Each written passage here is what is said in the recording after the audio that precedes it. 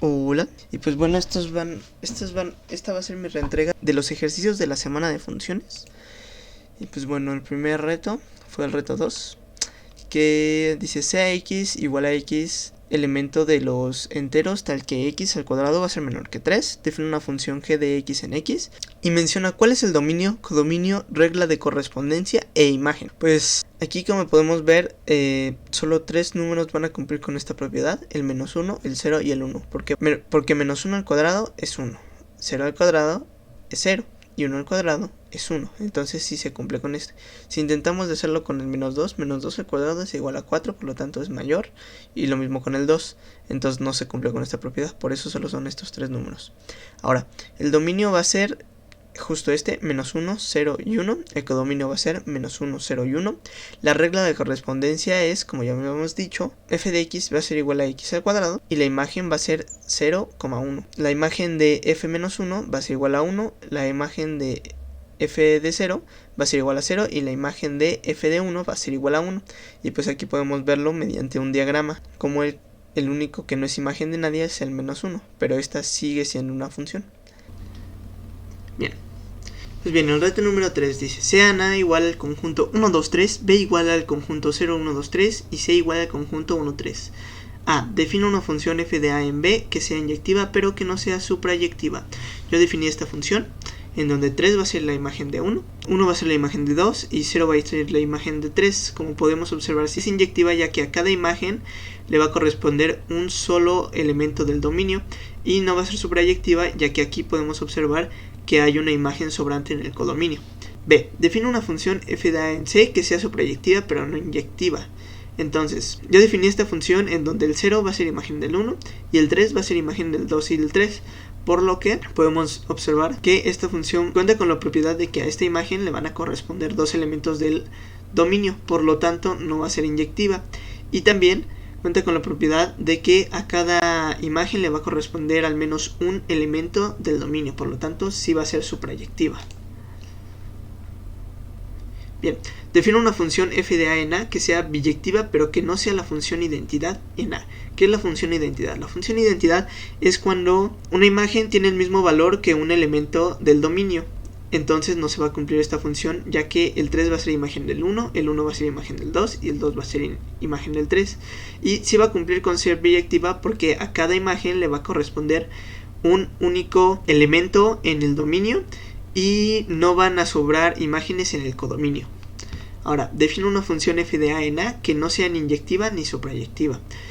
Yo definí esta función en donde el 1 y el 2 y el 3 van a tener como imagen al 2, y aquí no va a cumplir con ser inyectiva, ya que al 2 le van a corresponder más de un elemento del dominio, y no va a ser suprayectiva, ya que aquí y aquí el 1 y el 3 van a ser imágenes sobrantes en el codominio.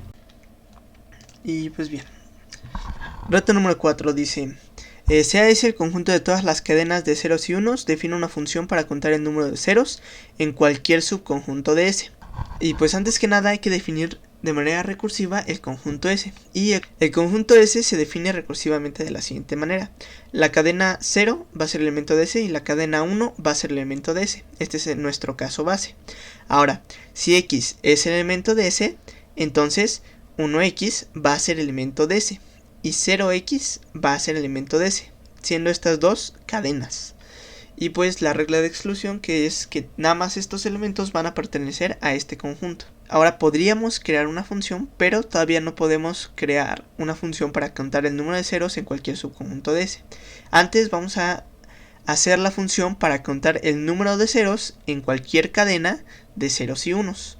Y esta función la vamos a denominar cont, y se va a definir recursivamente de la siguiente forma. Estos dos van a ser los casos base: cont de 1 va a ser igual a 0 y cont de 0 va a ser igual a 1, ya que lo que queremos contar es el número de ceros y queremos excluir el número de unos. Ahora, cont de la cadena 1x, en donde x, como ya habíamos dicho, va a ser cualquier elemento de S, y pues cualquier cadena se puede crear con esto, por lo tanto pues puede ser cualquier cadena. Entonces cont de 1x va a ser igual a 0 más cont de x. ¿Por qué de 1x va a ser igual a 0? Porque sería 0 más contar los ceros de la cadena pues que queda al final. Ahora cont de 0x va a ser igual a 1 más cont de la cadena que queda al final. ¿Por qué? Pues ya lo habíamos dicho.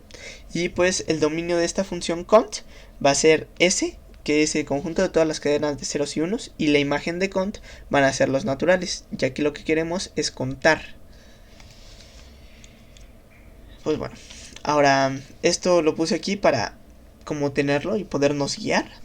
Y pues bien, ya con estos elementos ya podríamos definir la función para contar el número de ceros en cualquier subconjunto de S.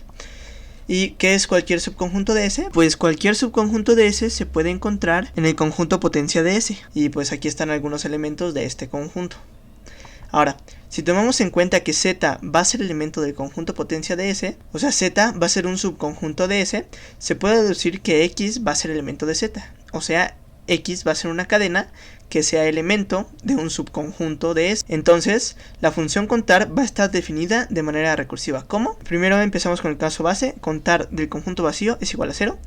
El caso recursivo sería contar de Z, que es un subconjunto de S, va a ser igual a contar de X, que va a ser un elemento de un subconjunto de S, más contar de Z menos el conjunto que contiene a X, o sea en este caso el conjunto que contiene a esta cadena que ya contamos, y pues aquí se va a crear la recursividad. Ahora aquí hay un ejemplo, dice contar del subconjunto 01,1011 va a ser igual a cont de 1011 más contar de el conjunto que contiene a 0,1011 menos el conjunto que contiene a 1011, y están de acuerdo que aquí nada más nos quedaría este elemento, de forma que esto va a ser igual a esta función que está acá, y así sucedería, 0 porque es un 1, 1 porque es un 0, y así, más cont de 0, 1, más contar del conjunto que contiene al 0, 1, menos el conjunto que contiene al 0, 1, y esto nos daría un conjunto vacío. Entonces esto sería igual a 1 más 0 más 1 más contar del conjunto vacío, y esto quedaría como 1 más 1 más 0, y esto quedaría como igual a 2. Entonces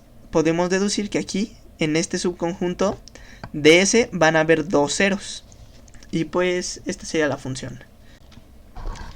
Pues bien, la que sigue.